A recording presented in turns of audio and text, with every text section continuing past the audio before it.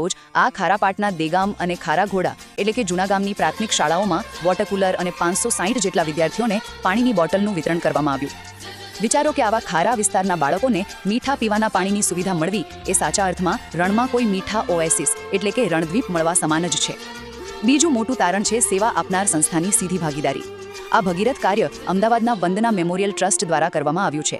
પણ અહીં નોંધવા જેવી બાબત એ છે કે સંસ્થાના મુખ્ય સભ્યોએ માત્ર ફંડ આપીને છૂટા થઈ જવાને બદલે જાતે ત્યાં રૂબરૂ હાજર રહીને આ કાર્યમાં ભાગ લીધો.